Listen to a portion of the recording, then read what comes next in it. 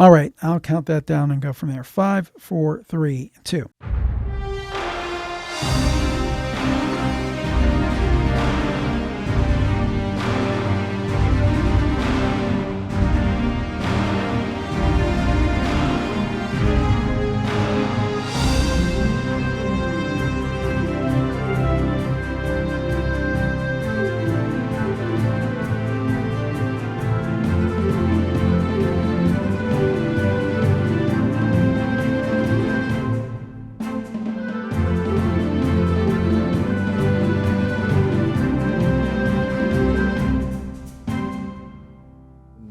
I love your podcasts, and Thank you. It makes sense for us to talk because everybody I invite, I'm always interested in their work, and if I'm interested in your work, I'm also interested in who you are, and that's basically the gist of this show. I'm also kind of the open secret on this show too, even though it's not a paranormal podcast. Is I love the paranormal. I think it's the subject of the 21st century. And I was telling Terry Lovelace last week, I think that UFOs, for example, are going to end up being the most important subject of this century. Could be. Could be, because if they're real and, we are being visited, that changes pretty much everything. Yeah. And it's funny, too. I just found this guy on Twitter. I'm going to try to get him on at some point. He's very elusive, but he's a self-proclaimed abductee, and his tweets are just descriptions of the process used in abductions, the interior of the ships, and then hypothesizing the different technological aspects. So he'll have one thread about why the light that you see isn't actually light as we know it. I'm like, that is fascinating. And that is fascinating. He's a guy you're probably going to want to talk to. This morning, he tweets out about these. They're almost like caskets aboard the ships that he says he's seen, and they're filled with like a yellow-green liquid. And inside it is where they'll put grays who have to go into stasis as punishment for not complying with an order. And I'm like, that's really interesting. Do you mind if I ask what his Twitter handle is? Sure. Well, I'll have to email it to you because I just shut my phone off. But oh, no problem. What was interesting, though, about that particular tweet was it was immediately followed by, okay, after tweeting that, I just got a call from a government number. And on the other end was a guy claiming to be a colonel asking me to take down my tweets. And I'm like, that is really interesting. Keep them coming, brother.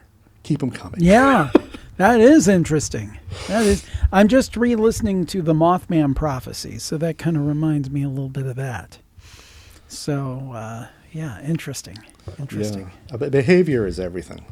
If they're telling you to take it down, there's something to it. Yeah. That reminds me of John Keel when they said the Men in Black would keep asking people about the one reporter in West Virginia. They said, well, what would she say if somebody told her to stop doing her articles on UFOs? And they seemed obsessed with this one question. And it sounds really familiar to that, or similar to that. Yeah. Well, let's talk about you for a moment. I'm interested in what your childhood was like, how you got into the paranormal subject.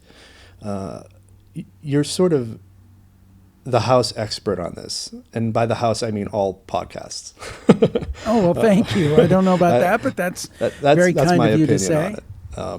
So can you talk a little bit about yourself? Well, I came by it pretty honestly. My parents weren't particularly interested in the paranormal or anything like that, but I started off, I would say, with Leonard Nimoy and In Search Of when I was a little kid. And by little kid, I mean like a little kid, like in elementary school in the 70s. So I'm dating myself. And I love that show. And just watching that show kind of always instilled in me this idea that there was something more out there, something we couldn't explain. sometimes people confuse that for a disregard of science or anything like that. Quite to the contrary. I think science does great things. We're doing something now that used to be the purview of, and some of your listeners will know who this is, the purview of Ted Koppel in the 80s. You need a satellite. And now we can do it from our homes or our home studios. And so I'm a big fan of science. But there's still this area of stuff that we can't quite explain. And it's always held a fascination for me. And it went to my adult years, like so many people listening to Art Bell and Coast to Coast AM. It doesn't mean that I believed every single thing I heard on the show, but I was fascinated by it. And how that turned into podcasting for me was in 2005. I'd gone to school to be a broadcaster, to probably more television than radio, actually.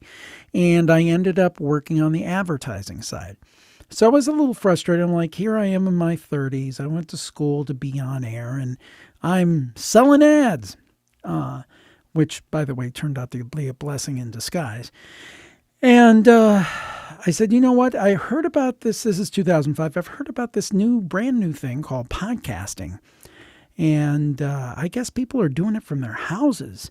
So I got myself a $40 headset and plugged it into my not very good Windows computer, probably running like Windows XP or or something at the time, and just started doing shows. And then I thought, oh, what am I going to call it? It's a podcast, and it's about the paranormal. The Paranormal Podcast.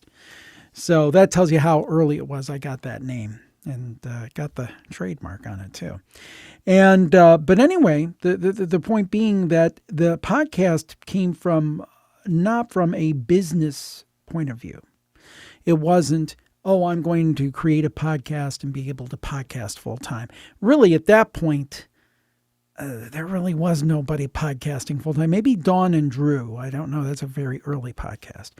But for the most part, nobody was podcasting full time. You did it for the love of it. And that's why I did, because I was fascinated by these questions. And I got to tell you, the funny thing is, I started in 2005. It was the Paranormal Podcast, the interview show, which I still do, and along with Campfire, which is probably my most popular podcast of spooky stories from listeners. But I thought, man, this will be great. I'll do this for 6 months, and I'll have all the answers. And let's see here. What is that? Looking at the clock on the wall, it's 17 years and almost, and I don't have any answers, really. I have more questions than I ever have. So that's how it happened for me. It was an outgrowth of a genuine interest that I had since I was a kid. Yeah, well, at some point, I was going to have a talking point about answers, because everyone I ask who's interested in this, hey, with all the stories you've heard, have you ever been able to glean some idea of reality proper, I guess, because I'm of the opinion that we don't understand reality as it truly is. And everybody says the same thing. All I have is more questions, bro. Exactly. Now, I'm more convinced than ever that the paranormal exists and that things that we can't explain exist, more than I've ever been. What those things specifically represent, I don't know. I mean, are ghosts really dead people, or are they tulpas, or are they, just some kind of replay? I don't know. Are UFOs aliens, or are they something else? I don't know. I tend to think that at least some of them are of alien lineage, but I don't know. So, I mean, yeah, I hate to add to that chorus of I don't knows, but I think sometimes when people say, I know all the answers, I've got it all figured out, I don't know if you really do.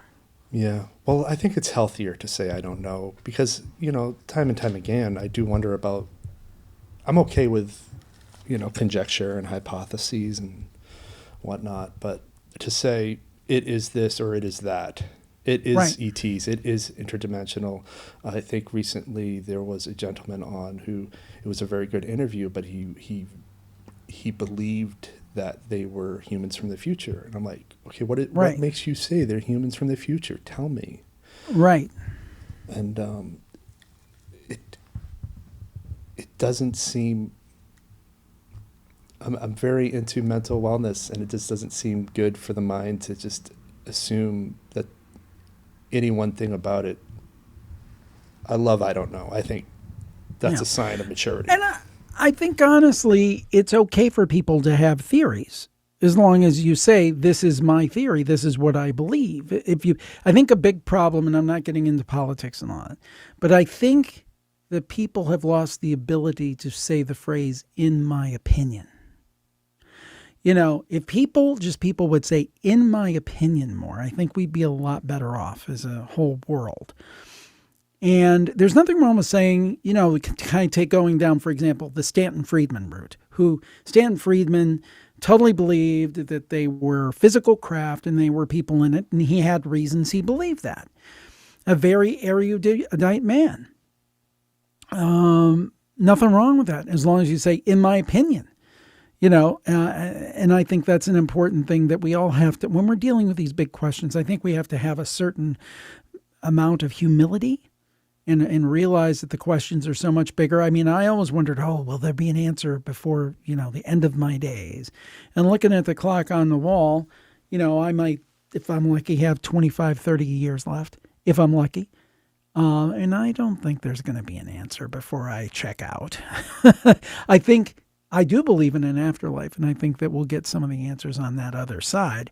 But in terms of getting answers within my lifetime, maybe within your lifetime, but I don't know if we'll get those answers within my lifetime. Sorry, my cat keeps interrupting. That's all right. I have 2 dogs, so I know. So, what has changed between the year you started, 2005, and now? How has your voice in this medium shifted? Do you ever think about that? Your approach to things? I think particularly when I'm dealing with authors and experts, and I use experts in the sense that they're kind of to our point, there's no true experts in the sense that I don't think anybody has all the answers, but there's certainly people who have expertise about these things and know the history. But I think when I very first started, I'm like, they wrote a book on this, they must know the answer.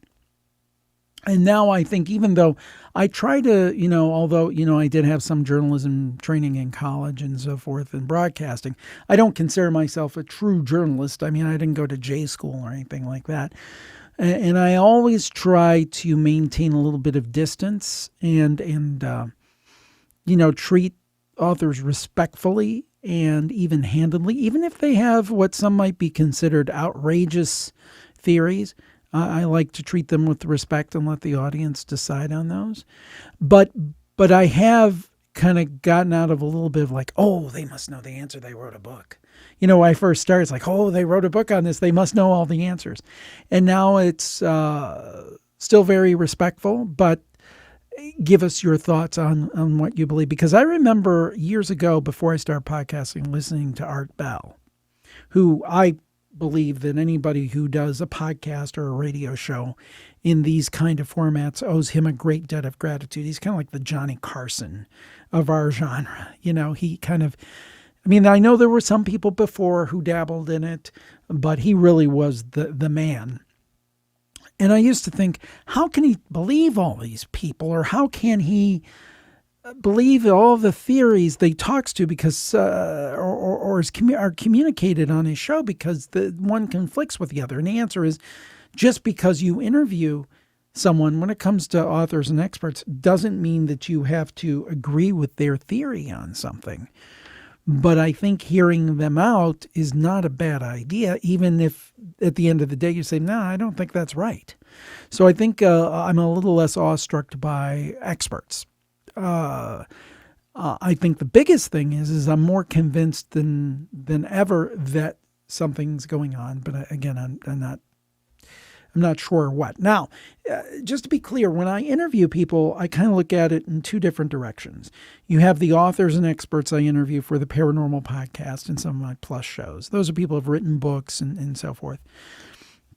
I view those interviews differently than experiencers.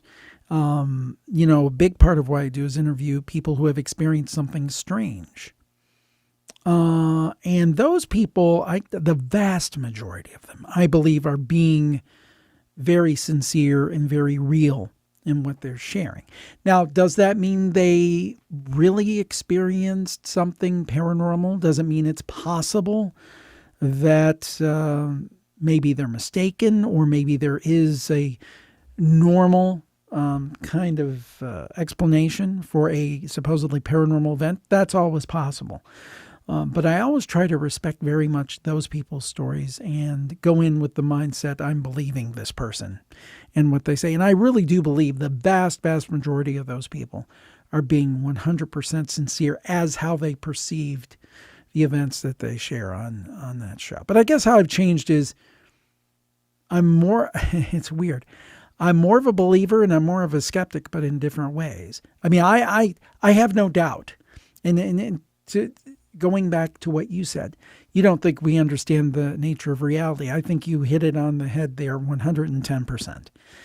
I think that the world is so much weirder than we imagine. Kind of the example that I use, I think about like one of these old stately manors that has like a library in it. Okay. It's one of these big, huge libraries, all the fancy furniture, like Downton Abbey kind of style stuff going on, and the door's closed.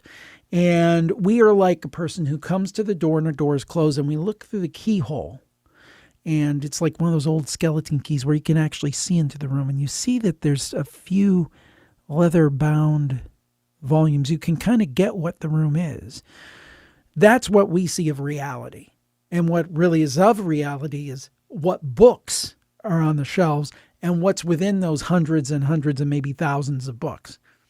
So that's how far we are from what reality really exists. So when it comes back to the question of respecting science and believing in science, I do respect science, and I think it's great. I think it only explains a fraction of reality. Yeah, I would agree with that. And it's the reason too why on my podcast I'll have like community college professors talking about the standard model of physics, but I'll also have people like Avi Loeb talking about Oumuamua as a potential extraterrestrial object. And it all goes hand in hand. It's all important to a certain extent. Yeah, I love people like him because, I had a chance to talk with him as well. Very learned, obviously. I believe he's from Harvard, if I remember correctly. And he leaves space for both the reality of science, but also the fact there are realms and things that we don't understand, and there may be greater explanations. I love when scientists try to bridge those gaps. I think that's great. Do you find yourself intrigued more by certain types of phenomena than others? Like, are you more attracted to ghost stories versus abduction stories or UFO sightings?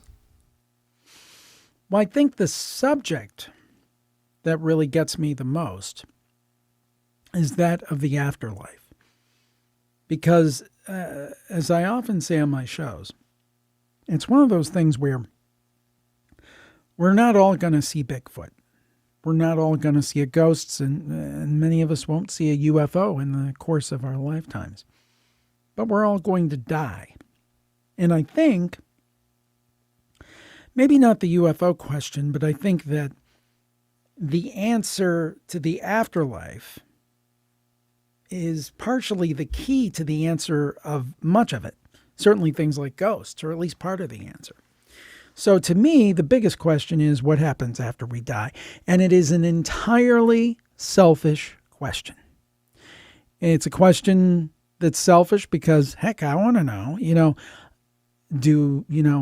if I tried to do a pretty good deal in this life and be pretty decent to people and try to do the right thing, not perfect, am I going to have a nice existence? Or like some people say, hey, if I don't follow this dogma, every jot and tittle of this particular dogma, I'm going to burn in hell for eternity. I'd like to know that. Or if it's just a big black void. I don't think it's a big black void.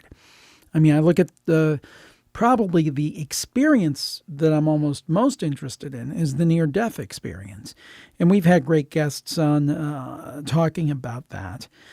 And I think his name is, I'll have to look him up. We had a gentleman on a few months ago who had a book called After. And it was just fantastic. And his first name's Bruce, but I can't remember the last name right now. I'll figure it out. But that was, again, somebody that didn't have a strong belief in the paranormal, but through his practice as a doctor, I believe he's a psychiatrist or a psychologist, he came to believe that the afterlife is a real thing. And these NDEs where people not only explain, the white light and the feeling of love and all these things. I mean, a lot of that could be explained away as kind of like chemicals in the brain, but where they can report things that happened around them. They're flatlining and they can explain in detail what the medical staff is doing to them, and they're overhead. How do you explain that away? Because I know that the skeptics say, oh, it's the throes of a dying brain and the tunnel of light and the euphoria and all this stuff. That's what the, astronauts experience when they ride the Vomit Comet. And I mean, yeah, there could be some truth to that. But again, I go back to, how do you explain the ability of someone who's, in some cases, who is in the middle of an NDA, being able to come back explaining things that were, not the point of view from their body, but above, and things that they couldn't have possibly seen through any conventional means. How do you explain that? When you explain that to me, I can say, okay, I buy your, throes of a dying brain argument. But you got to explain that to me first. So I believe in an afterlife. I think it's the ultimate question. The other questions, the question of aliens, that's fascinating to me. And I think, as we said, before we started rolling even, I think that's a question that just may explode here any time now. And I think it's very likely that they're aliens. But even more importantly, what happens when I die? That's the most important question. Again, from a purely selfish standpoint. But I guess in a way that's good, because that ties back to what I said about In Search Of when I was a little kid. People think, this is my full-time job now. And people say, oh, he does this because, he makes a living at it, he makes money at it, blah, blah, blah. Yes, is the way that I make a living. But it started, and it has continued with a thread of a very selfish interest. And I'm very interested in this material. And even though I've probably done over 2,500 episodes of my various shows, plus and free, I'm still interested. And that's kind of cool. You know what story you had on recently that really me up? Which one? I'll bleep this, that way we don't get flagged by the algorithm, but because they will do it. You had this woman on recently. It might have been in one of the newest episodes, or second to newest, but she was a kid camping, and she woke up and all her friends were missing from their sleeping bags. And then that was weird. Oh my God, that was so creepy. I think her name was Rose. Yeah. But just to have that one person left behind, and then suddenly they're all back in, like, I don't know how long it was, like an hour or whatever. Yeah. I mean, the thing is that, the abduction phenomena, and who knows, maybe that's what happened to her, maybe not.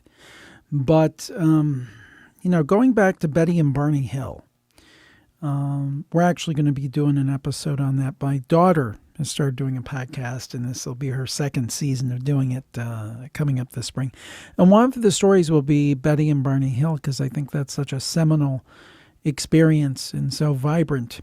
But that's one that fascinates me. And I got to tell you, I mean, here's where I have a problem. People say, well, the aliens are our space brothers, and they're just here to help us. And I mean, that may be the case in some cases, but if alien abduction experiences are to be believed, and the experiencers are to be believed, there's some really disturbing stuff. I mean, I've interviewed Whitley Strieber, and the things that he told me did not seem like the actions of our space brothers. That being said, maybe people have made the point, and I think it's a fair point, that if there are, in fact, aliens visiting the Earth, it's entirely possible, maybe even probable, that they are from, it's just like humans, right? There's some great humans. And, some humans, if they find you and you need help, they'll give you some money, they'll give you a bowl of soup, they'll take care of you. And others will, rob you and take what little you have. There's different kinds of people. So it would make sense to me that there are different kinds of aliens. But this idea that ET or aliens are universally positive and just looking out for us, that doesn't make sense to me either, because you have unless the experiencers are either misconstruing or if they're misrepresenting what's happened to them. But if they're to be believed, some of these are pretty negative things. So I'm a little leery. I mean, I go back on my shows all the time to this. If you think about humanity, anytime a technologically inferior society, maybe spiritually they're way ahead, but technologically, if they are inferior and they meet a technologically superior group of people, it doesn't work out with the people without the tech. Now, if aliens are, nuts and bolts, beings and craft, by definition, they would have to be way more technologically advanced than we are. So I don't know that bodes well for us. But on the other hand, if they wanted to take us out, people believe that UFOs are mentioned in the Bible. Christopher Columbus made a record of USOs. So they've been around a long time. If they wanted to take us out, they could take us out. So again, it's one of these, well, on one hand this, and on the other hand that. Yeah, well, time and time again, I always come to this hypothesis that whatever they are, wherever they're from, it's clear that there's different personalities involved, and to a certain extent, I even at one point developed this hypothesis that what if all the negative stuff people are encountering are some kind of cult, and then you have all these people who are having these great experiences where they're getting these downloads that change their lives, which it doesn't seem like it would come from somebody who's willing to abduct people and torture them. Right. If we can have cults, certainly anybody else can have a cult. Yeah, and I think that goes back to, this idea that it doesn't have to be all one way or all the other. There could be the good aliens and there could be the not so good aliens. I think, to me, that would seem like the most probable possibility if you think about it. There's some that are probably fantastic, and then there's probably some that aren't so fantastic. If it's even aliens, that gets back to that question. I did want to mention one thing. I had brought up a book. We'd done an interview on NDEs. It was Dr. Bruce Grayson, and the book was After a Doctor Explores What Near-Death Experiences Reveal About Life and Beyond. Dr. Bruce Grayson, that's with an E. Very good guest, very, very interesting. I'll look him up right after I hang up. I saw an interview recently, and you might be interested, if you haven't seen it already. It's on YouTube, and I'll put a link to it in the description as soon as I am able to hunt it down. But this woman was talking about her near-death experience, and she might be interesting to talk to. She was out, seriously dead for 2 hours. Mm-hmm. She said she was in a void for 15 years. Wow. And she was describing the time difference, and she just waited in this void for 15 straight years, no contact with anyone, nothing to do. And she was just there. And then at one point she calls this entity God, but we'll just say she encountered an entity who said that everything has been misunderstood, and then this entity went on to explain her purpose in reality. And that he or she she describes him as a he, was talking about thought energy and how every time she thought negatively of someone, that thought attached itself to that person and pushed that person more to becoming what she thought that person would be or is. So if I say, well, Jim Harold, you're kind of an asshole, that thought would attach. You wouldn't be the first, by the way. You wouldn't be the first. Yeah. And that comes back to me constantly. I'm an asshole. But that would attach to you, and you would slowly become what I think you are. And, of course, I don't think you're an asshole, but it's just an example. And so right, sure. She was told to come back, that she wasn't finished because there were a lot of people who have become not so good people because of the way she judged them in her younger years. And I thought that was really interesting. But the reason I bring it up, one, obviously you're into NDEs, into the NDE subject.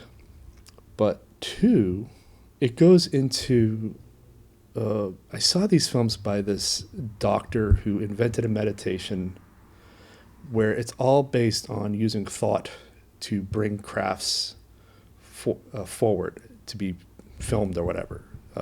Do you? I've heard of it, but I can't remember a name. A CE5.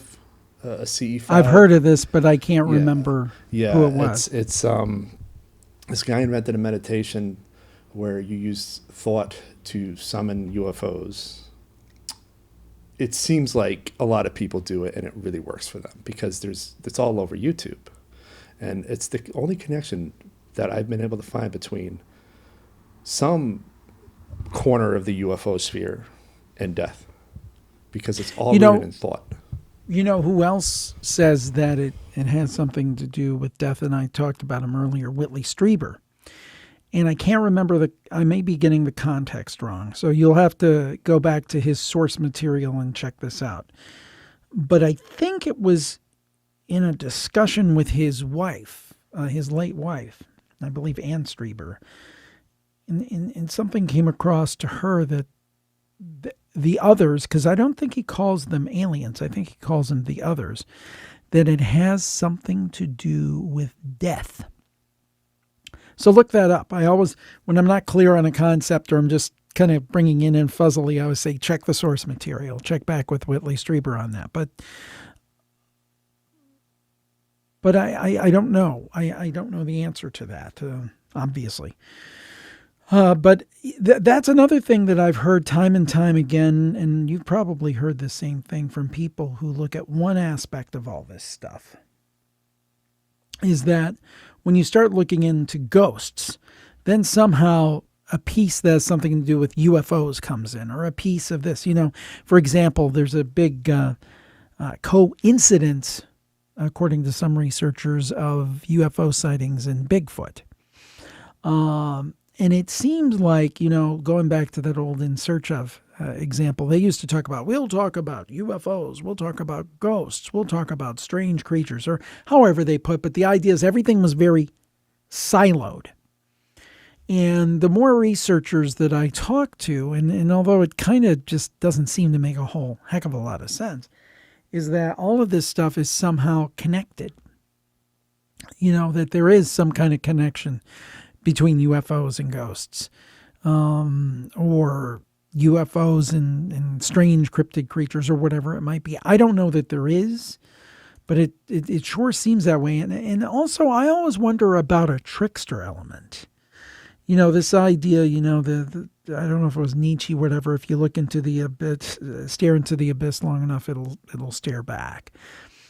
And it seems like sometimes these phenomena, for lack of a better phrase, are messing with us. Like, oh, you think you got it figured out. You got to think you got it figured out. Well, what about this? So it almost seems like, the old wave-particle duality and the whole idea of the act of the observer I forget the exact phrase, but the idea, does the act of observation actually change the observed? do we change the phenomena by looking at it? Do we create the phenomena partially through things like thought forms? Yeah. And That it gets was an back to the question that you have on your website, and I wrote it down because I wanted to talk about that. Is a woman? So I mean, that goes back. That goes back to the old idea that we're interacting with the paranormal, and it's not just. It's not just something objective. It goes back to the question of reality. But I interrupted you. Go ahead. No, it's fine. It's fine. We're here to interrupt each other. So Marie Jones wrote an article. Yes. Is a haunted house really haunted if there's no one to see the haunting? Yeah. And I got to be honest. That's been several years ago, so I don't remember it that well. I had some really good writers doing some writing for me for a while. I'll put a link to it in the description, but she did a good job at taking and explaining the double slit experiment and superposition, and kind of explaining away, well, if there's nobody there to see an orb, will the orb be there? Right. Probably right. not. Yeah, probably not. And by the way, I got to say, we still have Madeline Hilker is doing a lot of writing for us these days with our Unpleasant Dreams podcast. So she has a lot of articles up at jimharold.com now, which are, I think, very, very nice articles on different phenomena. And basically, we take that script and create a version of it for our Unpleasant Dreams podcast. So there's still, over jimharold.com, there's still some good articles if you want to check them out. And of course, when we were doing something called the Paranormal Brain Trust, that archive of all those articles are there too. Yeah, you have a lot of podcasts. I was just going down the list this morning, and there was one that you were promoting recently where I wasn't sure. What did you say that you had an apartment that was shot up by a Kalashnikov rifle? Yes, I did. It's absolutely did I just true. Hear that? What you happened? heard it correctly. Well, here's what happened. I'm starting a new show, actually a non-paranormal show, which we don't do very much. But this one's with my wife, and it's kind of like Campfire without the paranormal. It's going to be called You Won't Believe What Happened to Me. And people can submit their stories at won'tbelieve.com. And the idea is basically if you've had something incredible happen to you. Not paranormal, definitely not paranormal. That's for my show, Jim Harold's Campfire. But this show will be just wild stories that have happened to you in the course of your life that are just kind of unusual. And my story, if you want me to share it quickly, is I was about 24 years old, and I had my my first apartment as a full-fledged grown-up. I was working full-time. It was like half of an A-frame house. And I just, earlier that week, signed the papers to move out to more suburban area, but this was in the city of Cleveland. I'm from Cleveland and grew up actually in the city, not in the suburb. But I'd moved to an area, and funnily enough, the area that I had this apartment in was considered better than where I grew up, because I didn't grow up in the best neighborhood. So anyway, I had the front half of an old A-frame style house. And one Saturday, my girlfriend at the time, who's now my wife, we decided we were going to go with some friends to Cedar Point, which is a big amusement park here in Ohio, which is about an hour and a half away from where I lived. So we went, we had a good time. I drove my wife back to her home, which was about 35 minutes, 40 minutes from where I lived. And she said, you can't go back. You're going to fall asleep. It was like 2 o'clock in the morning. You're going to fall asleep. I'm going to ask my dad, because she was living at home because she was going to grad school. Let me ask my dad if you can sleep on the couch. I'm like, no, because we'd only been going out a couple months, 3-4 months. And she said, no, I'm going to ask. She did. So I slept over. Went back to my house. And this could be considered potentially paranormal, maybe if you stretch it a little bit. And the guy that lived in the back, which was the son of the landlord, who was a great guy, was pointing at the house. And I walked up, and I didn't even think it was anything with our house. I thought it was one of the other houses. I'm like, hey, how's it going? And he said, I got to talk to you a minute. And I'm like, what? And he's like, there's been a drive-by. I'm like, oh my goodness, whose house got shut up? He's like, our house got shot up. I still have a piece of the shrapnel. I have actual pictures. AK-47, several rounds went into the lower level. I actually slept on the upper level, so I might have been okay. Might have been okay if I'd been there. My double door refrigerator took a direct hit, hit a bottle of ketchup and came out the other side. My microwave took a direct hit that I had recently purchased. It was maybe 3 months old. And turns out that the group next door had crossed a motorcycle gang. And they didn't take to it too kindly, but their sense of color was not very good. Our house was dark blue. Their house was light blue. And under the streetlights at 3 o'clock in the morning, our house looked blue, their house looked white. They hit the wrong house. Mm. And now you know the rest of the story. Now, I have always wondered, if you think about fate, was there a reason that I stayed over that night, other than falling asleep at the wheel? Did something or someone tell my wife, now my wife, hey, have him stay. Something's going to happen.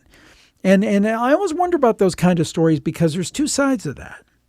You know, you think about the World Trade Center, 9/11, all the people who were late because they had a dental appointment or their kids were late for school or some other reason and they weren't there. But then you think about the other people who are maybe there by chance. They wouldn't normally be there, or they were on time, weren't they? Why weren't they late? Why are some people, if there's some kind of force out there acting to save people through delays or things like that, why are some people spared? Why are people sleeping on the couch, yet other people are in the middle getting shot up?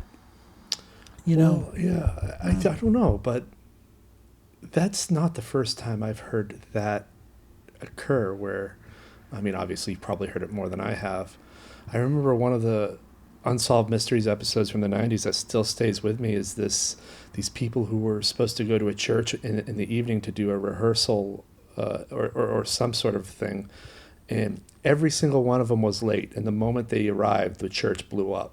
And had any of them been on time, which they were every other time before, they would have all been dead. Yeah. Yeah.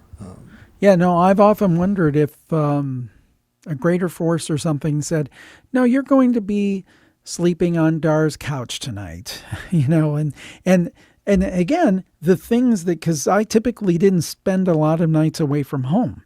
I was always usually in my bed. I was pretty boring, even as a single guy.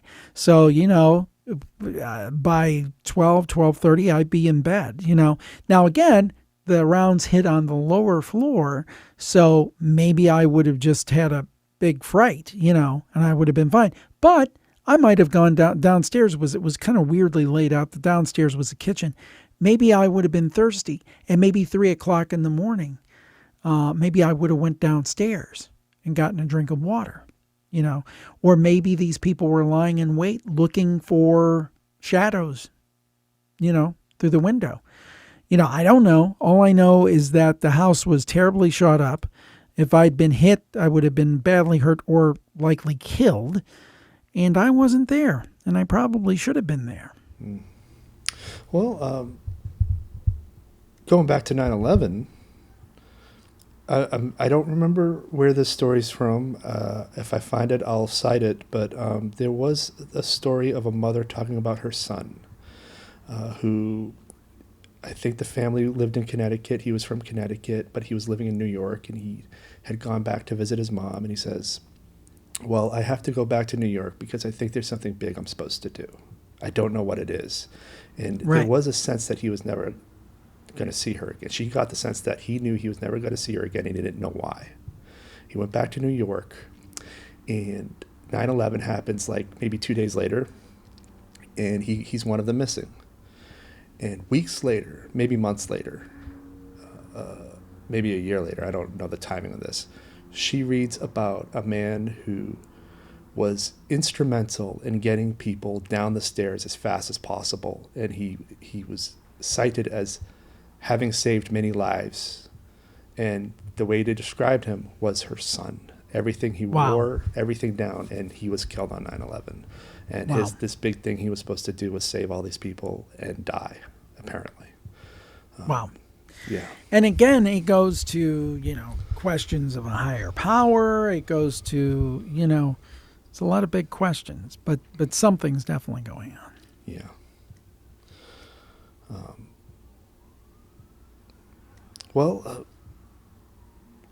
I think the NDE experiences could definitely shed more light on a lot of that. As I do listen to interviews of people who have had those experiences. I would say just a little bit more than abduction experiences. Those are my two obsessions. And there's this one hypothesis where I don't know how much I believe it, because I generally don't like the idea, but just because I don't like something doesn't mean there's no truth to it. But Right. that we select what the big moves are going to be in our lives ahead of time. I find that interesting, just as a concept.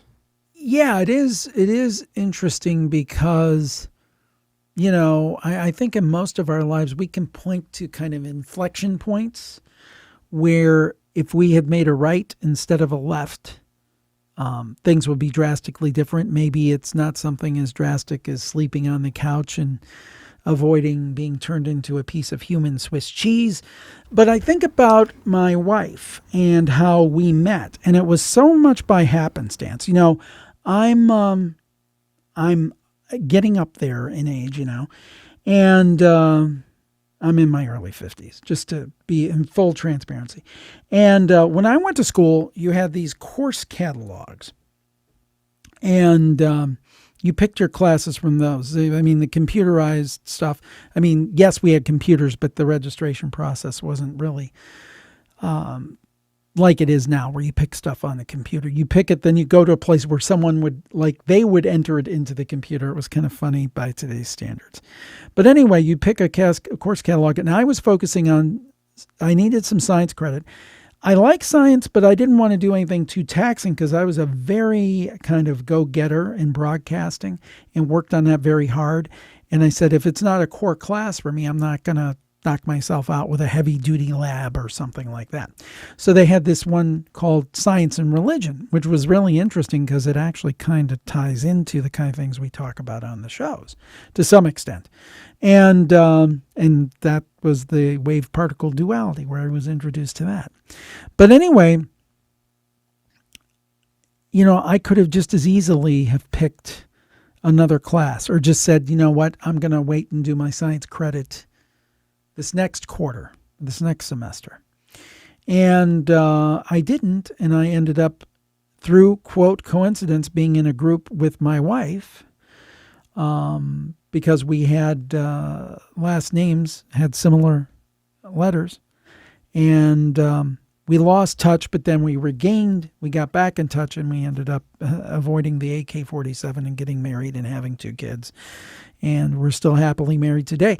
But again, it all hinged on selecting that course. Same with her. She could have picked a different course. And we view these things as coincidences in our lives.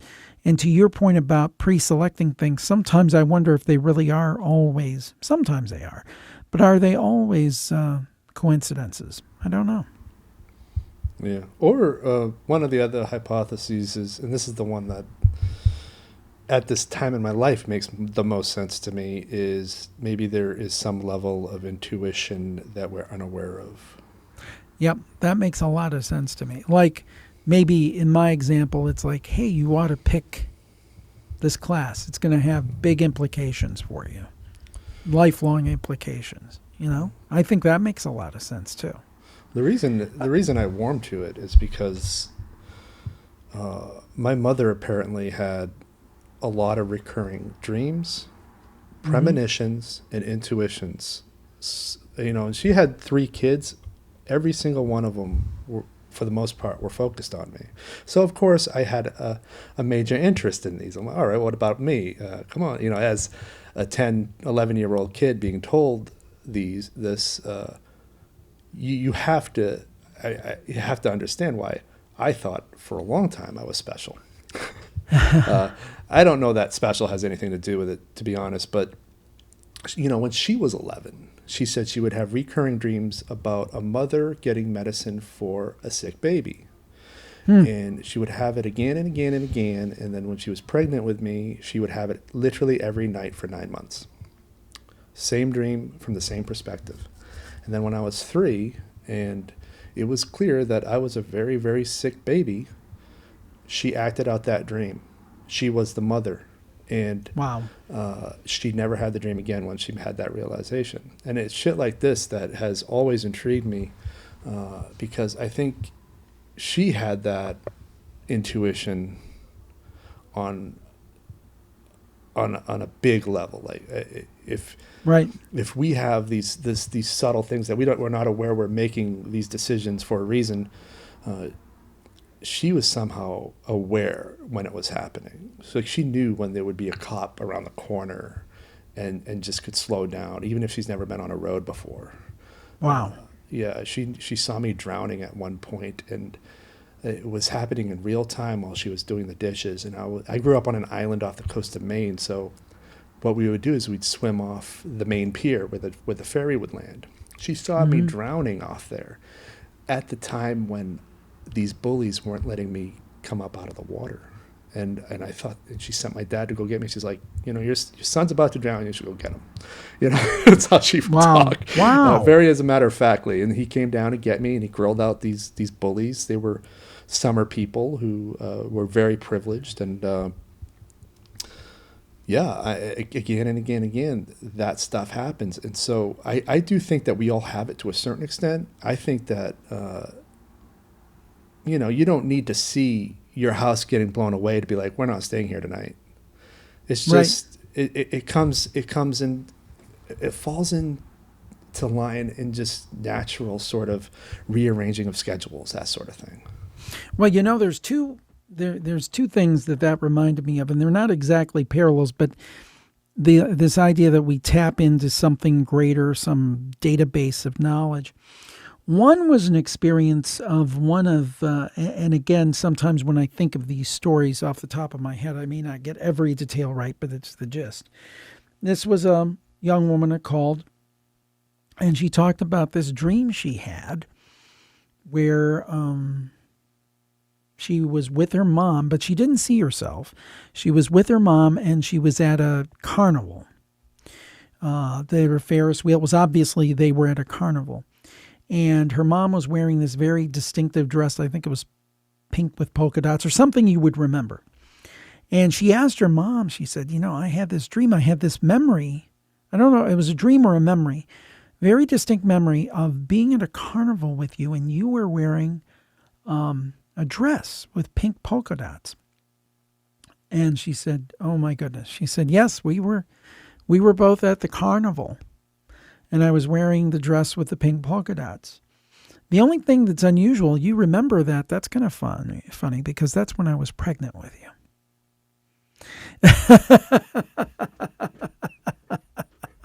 And I'm like, where does that come from? Where does that come from? And I think the point was made in the story very specifically. I did not tell, there had been no communication about this carnival.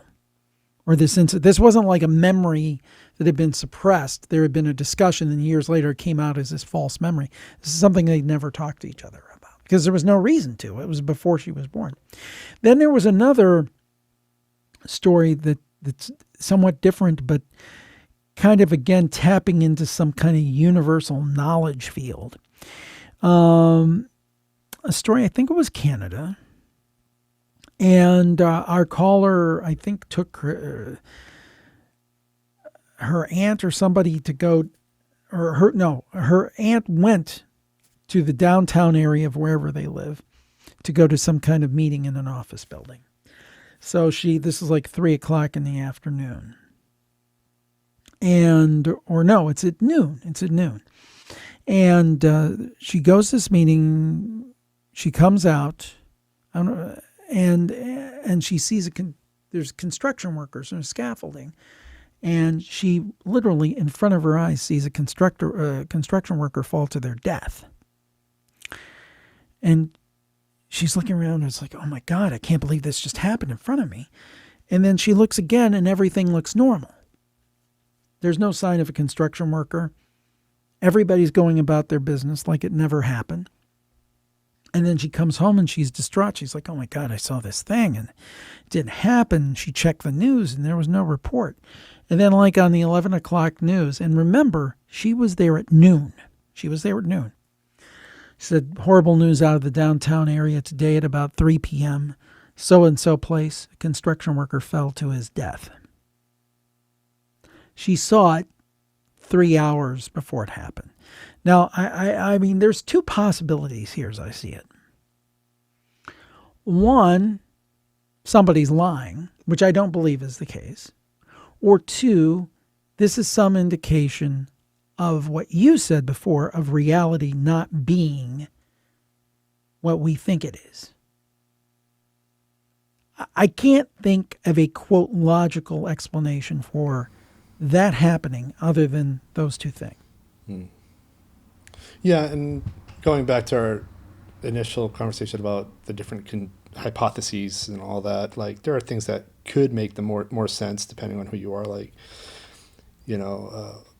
at this moment in my life, the thing that makes more sense to me is data, and I'm sure you've heard again and again people talk about simulation theory and the idea that the universe is a simulation. And there was another podcast, I don't remember which one it was because I listened to so many, and they were talking about this theory that if it's a simulation, that maybe there's sort of a ribbon around the universe, kind of like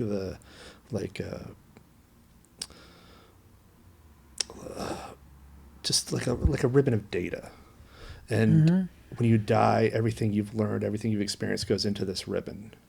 And so I wish I could remember the podcast, but they were describing like, what if, you're trying to communicate with the dead, and instead of your grandmother coming, it's data from this ribbon, and it knows exactly what the conversation would be. Right. And I'm wondering, like, well, I'm not wondering. I guess I'm just shooting the shit here, but the thing that explains it the best to me at this moment is that it's data you're accessing, or it's data that somebody's accessing, and they don't even realize it. This woman is accessing the data that this thing's going to happen, because 3 hours from now, it's hard to change it, right? Right. Well, here's the other thing, is that kind of thought, like there's this this universal field of knowledge, is if you hear songwriters or authors, many times they'll say, you'll hear about somebody who has like a huge hit, and it's like their career-defining hit. And they say, well, I wrote it in 10 minutes on the back of a paper bag. It just came to me. And it just kept flowing, and I didn't know where it came from. And it turns out to be the biggest thing they've ever done. But they don't know. You hear authors all the time say it. I wrote this novel, and just like the characters came to life, I don't know where they came from. And you wonder, or the other example is really fascinating when you have people who are working on the same kinds of inventions clear across the world, particularly, now you have the internet, everybody's pretty much connected, but, in years past, people working on the same types of inventions and things at exactly the same time, but being fully unaware of what the other one was doing halfway across the world. And many times working on the same ideas and coming up with the same ideas independently, quote, but somehow they're tapping into the same thing. And that to me is, that's, again, that gets back to that. I think that the center of this is the nature of reality. You called it from the beginning of the discussion. Yeah, and, we're going to be wrapping this up shortly, but I think that's a good way to wrap this up is go back to the beginning. We don't know anything about reality. We're seeing through a keyhole, right? Mm-hmm. And question is, how do we get through the door? I want to read some of those books. Yeah, it would be nice. Even if I can't get the whole library, I'd like to have one or two of the volumes to kind of understand what's going on. Exactly. Well, Eric, thanks so much for having me on the show. It's been a very heady conversation. I've really enjoyed it. And I hope that people will check out my shows. They can find them at jimharold.com, or they can just search on their podcast app of their choice for Jim Harold, Harold, and find them. Jim Harold's Campfire, Spooky Stories, the Paranormal Podcast, spooky interviews with authors and experts.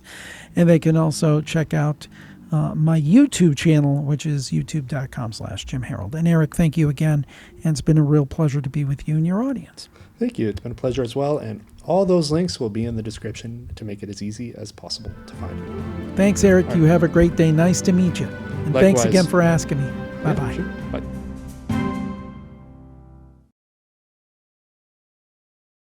5, 4, 3, 2.